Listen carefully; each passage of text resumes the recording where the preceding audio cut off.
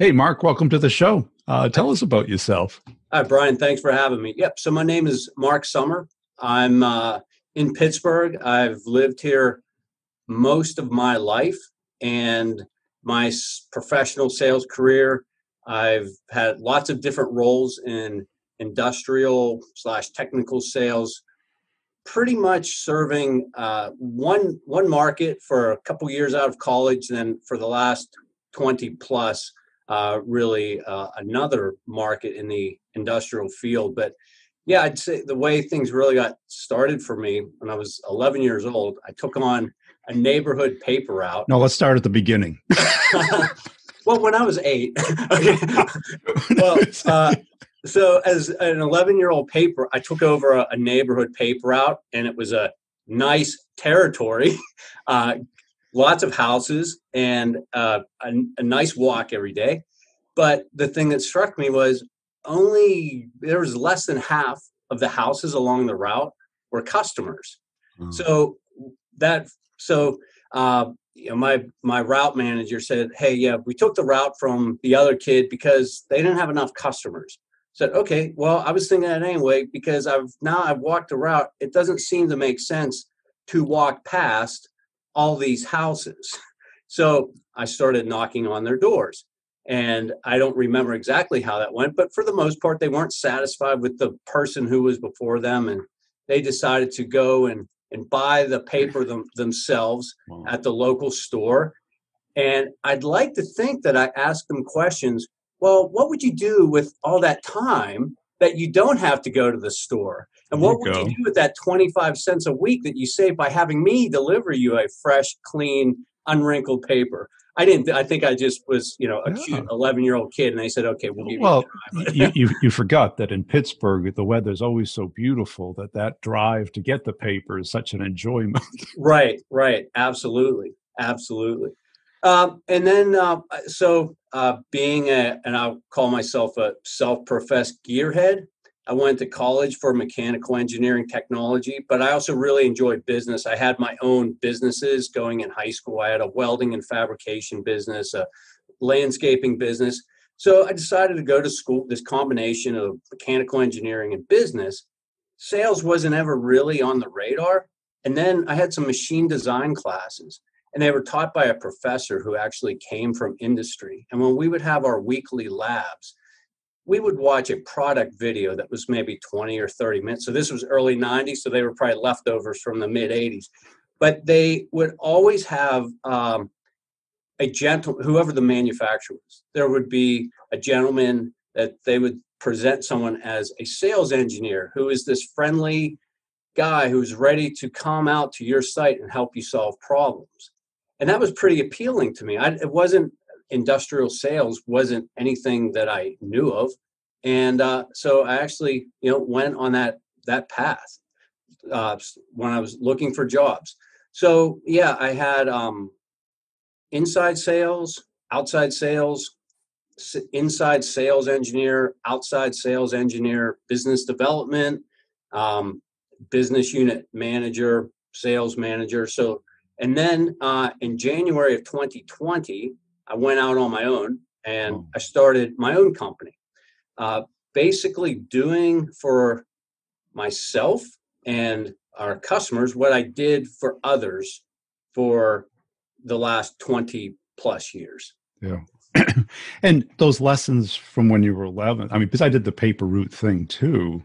And for me, it was like you get money, which meant independence at a time where everyone else is very dependent on their parents. Absolutely. So I mentioned the gearhead thing. So that was my path to buying bicycles to go race bicycles. It was my path to buy dirt bikes. And so that all came along. And the other part was, well, that was a really simple comp plan. If you signed up a new customer for 13 weeks, you got $5 plus you got the money you made every week. So yeah. So I doubled the size of the paper out by knocking on doors, and my revenue doubled. So it was the simplest comp plan I was ever on. Oh, I mean, it's also a great course because you probably didn't just sell papers because you were the known kid in the neighborhood. That's right. So that turned into that following summer, I was starting to cut grass for people. And so I became their lawn boy.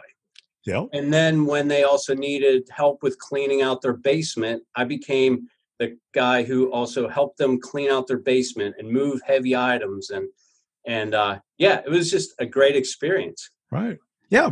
And, because that was long before they had anything online where you could just have people come over. Right. And you probably had brothers and friends and who also needed money. That's right. Yeah. So it's a great entrepreneurial lesson that I think a lot of parents kind of either overlook and it probably doesn't exist as often today as it did then. Right. It was about halfway through college was when there was a newspaper strike and anyway, they eliminated the neighborhood paper boys. And I wasn't a paper boy at that time. I was 21 or 22, but I was really disappointed because I thought, well, there's all these kids that aren't going to get this great experience and, start a really good foundation for life in business. Yeah. And I think even parents today, it's like, pretty much everybody needs a little help around the house. Right. You walk around the yard with a rake, a snow shovel, a lawnmower. Yep. And you just make yourself known. Yeah. Well, what motivated you to like become an entrepreneur? So, I things lined up in the right way where after, again, I've been different company working for different companies, but in the same market in the same geography. So you start to develop relationships with the principals or the manufacturers who you would like to represent. And also confidence with the customer base because I was already established and I had the confidence that these folks who were already customers and in a lot of cases also friends with good relationships that where if I would go to work for someone else, they would follow me or I could do this for myself. Yeah. So I decided to do that. And I actually, talking about how being the paper boy also became the lawn boy, became the household helper. That's the philosophy that I used when putting my manufacturer's rep and consulting business together. Yeah. Is that I have 6 core lines, but they are very tightly related. So a customer who is a buyer of one of those items is also a prospective customer for the other 5 because they do use all of them in some way. And that's it. And I think a lot of reps look too tactically at each account. I don't know if you listened to the episode where I had the guy who sells dental supplies. Yes. Right. So he kind of built his whole ecosystem around helping dentists. And so he's the go-to guy. Yeah. And and I kind of put a niche together. There's some big companies out there who do a little piece of what I do, but I don't have one single competitor. I have lots, but not one. In other words, what I'm doing isn't a copy of someone else.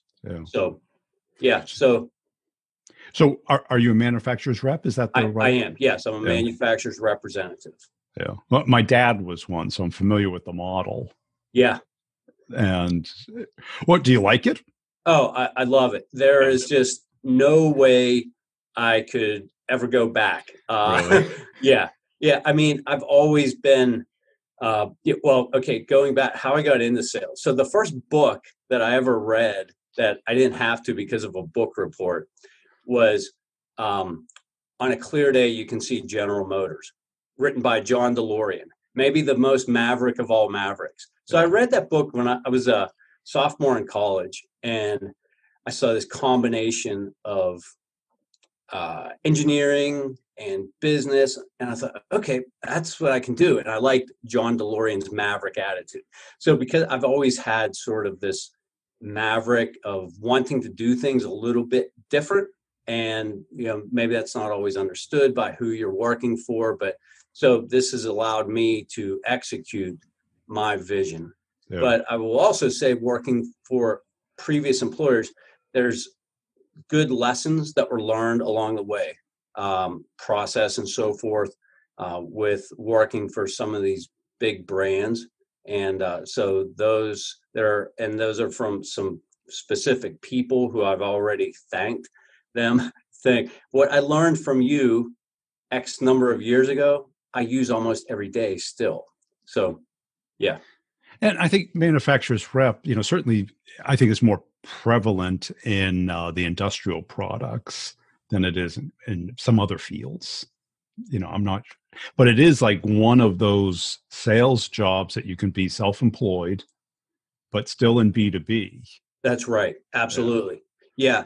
Because the only downside about working for a company is you're working for someone else. Right? Yeah, exactly. So once you figure out if you do the things to set yourself up personally and so forth, I mean, it's one of those things that I grew up in a household that both parents had their own businesses, independent of one another. Yeah. My wife grew up in a entrepreneur's house. They had a successful manufacturer's rep / construction business. And when I was kicking it around and really decided, it was around this time last year, told my wife, I'm going to go for it. Her response was, I've been waiting so long to hear you say that. Really? So, yeah, so it's 100% support. So you got to have your was it scary? Significant other on board. Pardon me? Was it scary? Yes and no. There were some things that I had lined up going into it. And then, so I started, it was like January 8th or 10th, whatever, that first Monday after the new year. So I hit the ground running immediately, and I was actually traveling out of state and so forth. And then, of course, coronavirus hit, and that was March 13th. I had my last live sales call, Friday, March 13th, that afternoon.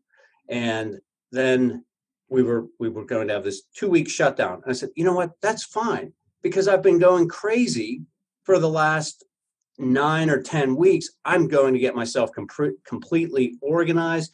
So I got a CRM pipe drive. And so I said, okay, this will be good. So I'll have these 2 weeks, I can really get all these things together, being a one-man show. And then, but then things obviously changed after that. So, but it's also been good that the changes that have happened, particularly being a manufacturer's rep, that there are the manufacturers that they can't have their direct employees getting on a plane from wherever they're based and flying to my area.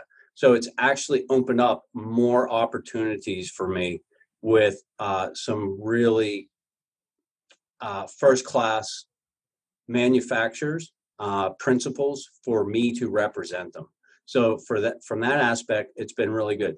So was it scary? No. Yes and no, but there's no looking back, and I know that I've made the right decision. Yeah.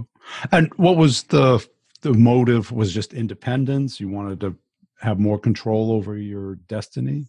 Yeah, definitely the independence, and definitely, as I said, kind of this Maverick way of thinking that I have, that a lot of times is lost on the folks in management who don't quite understand. And I'm not saying this to deprecate them, but maybe I have a vision and it's not always understood. So I'm going to do it myself and carry this vision out. And was that, because what I typically see, a lot of mediocre managers want cookie cutter. They want everyone to be the same, do the same thing. And when they get the same results, they're like, well, why don't you get the results of this guy over here? Yeah. Yes. Yeah. So, I would just say the reason not being scared is because I err on the side of over preparation. Yeah. And so knowing that, I truly have my arms around the industry that I serve. And then from there, I've always done this. And again, learning from others, then drill down to what is the served market within that industry, and what are the drivers of that market segment that I'm serving. And then at an account level, where's the white space? There's these 6 things that I could offer them. Well, they're buying one of them. Who are they buying those other 5 from? So I need to not to knock the competition, but understand the competition.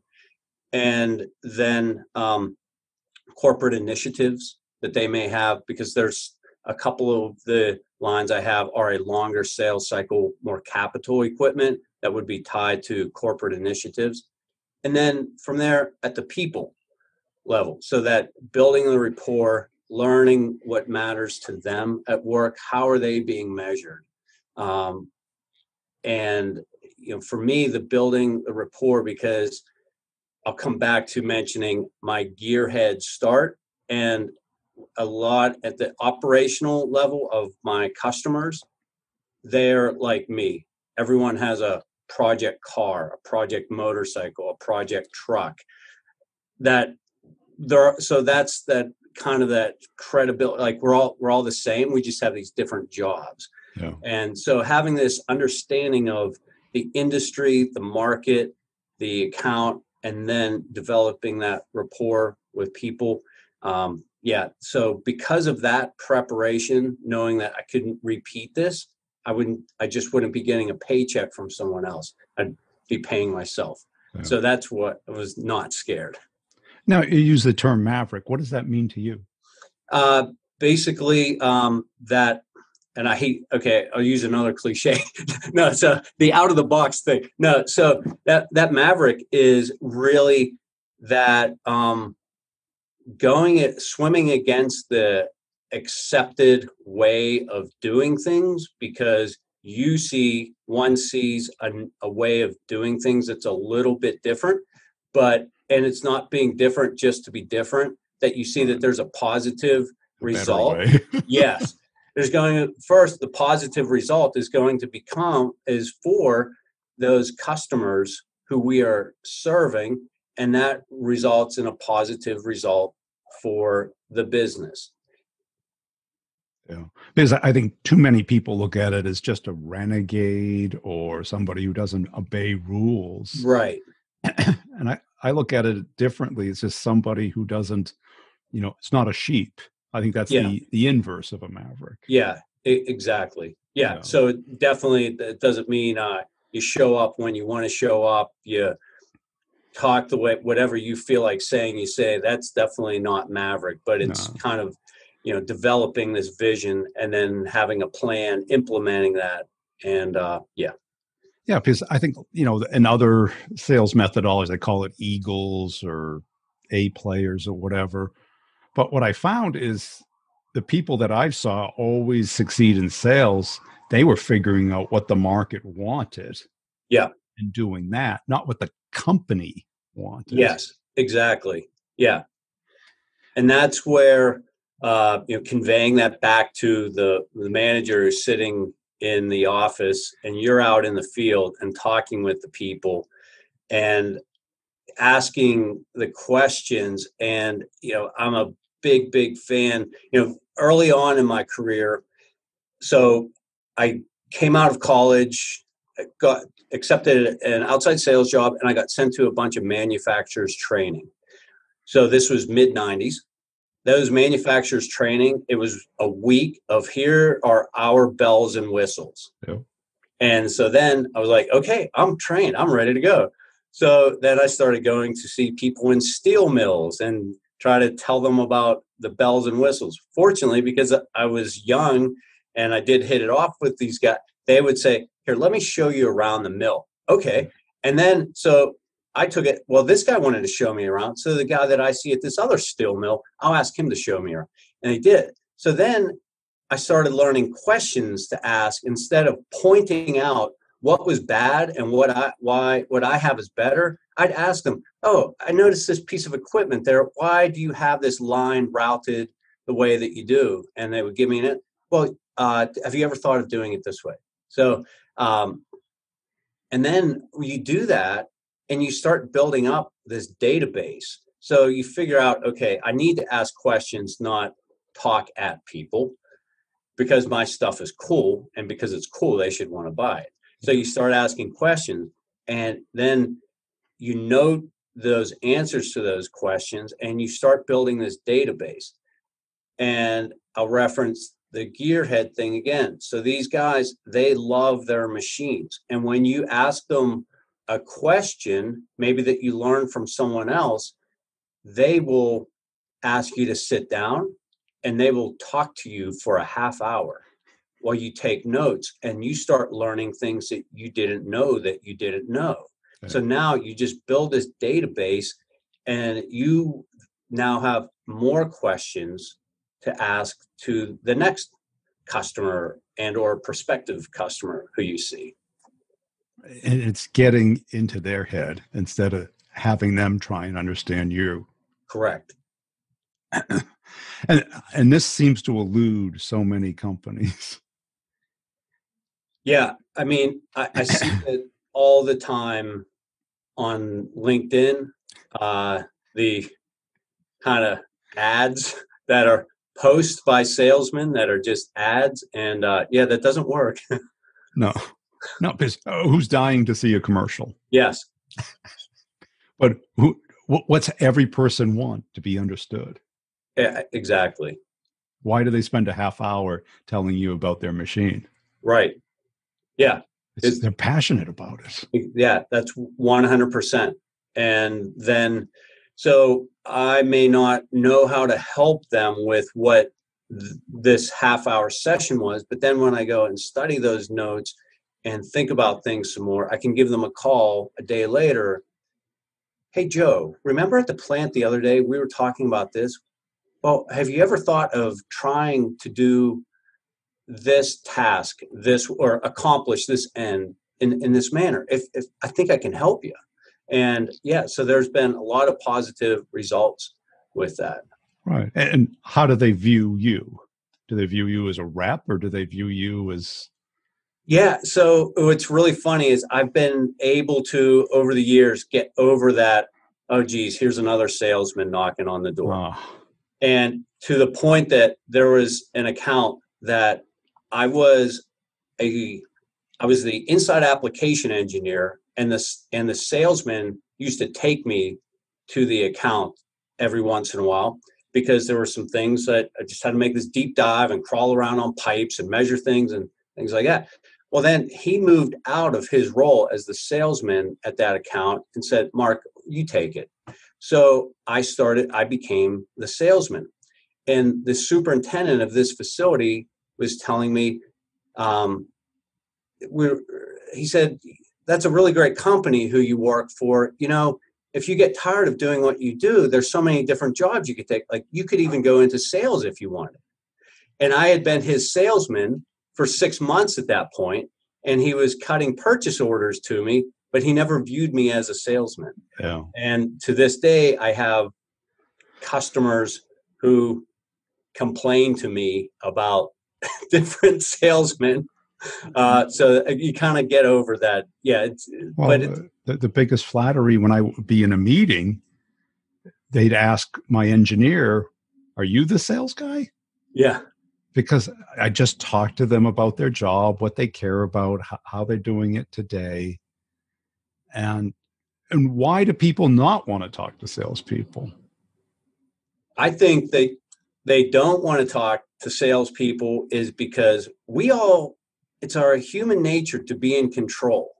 And when the salesman makes the hard pitch at you, that is taking control away from you. He now, or she, has control of the situation rather than the two of you becoming collaborators and working towards, I always call it re-engineering a vision, or creating a vision, and you do that jointly.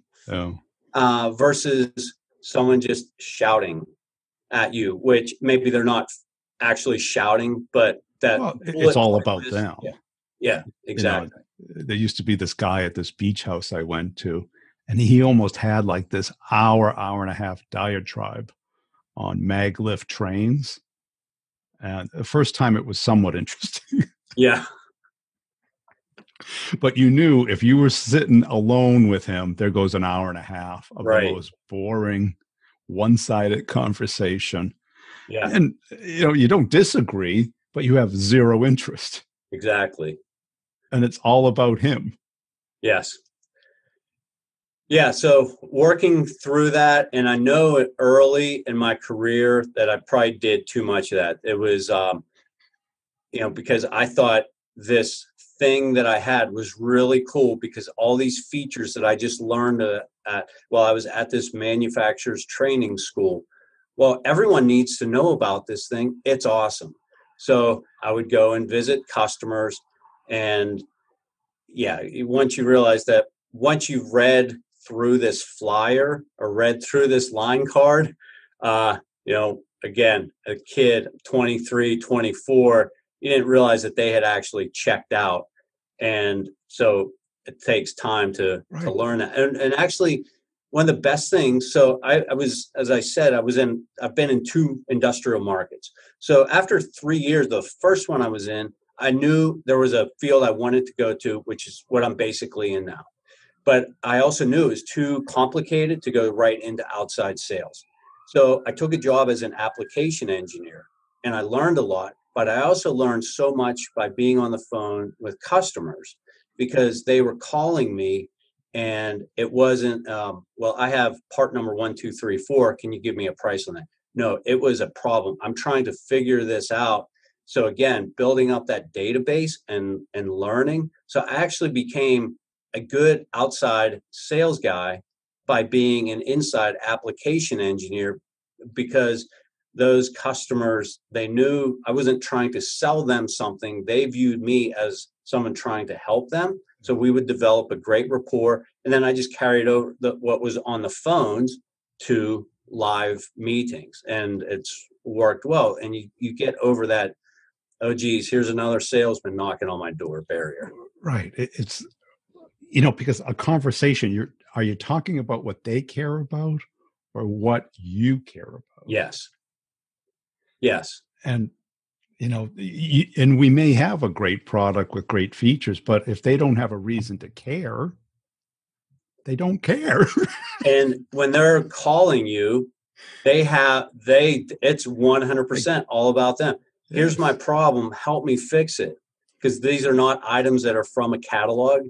There were different products that needed to be integrated together, applied properly from both mechanical and electrical aspects. So somewhat complicated, but that call, when they called me, it was 100% about them. And so that was super helpful then the next step of going into outside sales in that field. Now, I bet 99% of the people listening to the podcast are thinking, well, this is obvious, right? But I'm sure. But if you were to listen to the calls, how many practice it or know how to build it? Because they're not taught it. No. And I think that there are fewer and fewer smaller companies in the industrial field. I mean, so going back to the beginning of my career, there were lots of small manufacturers rep agencies where it was a founder and maybe they had a secretary and 2 sales guys, because all of the inside sales functions were taken care of by the manufacturer, just the same arrangement I have now. And there are fewer and fewer of them. So it's really dominated by big brands in the industrial market. So they have tremendous inbound. They have that big brand name recognition.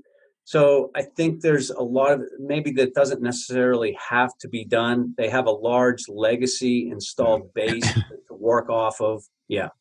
Right. And a lot of either order takers or really service people in sales roles. Yeah. And there's a big difference between service and sales. Absolutely. And people think, that service, I don't think service is bad, but our job is to sell. That's right. Yeah.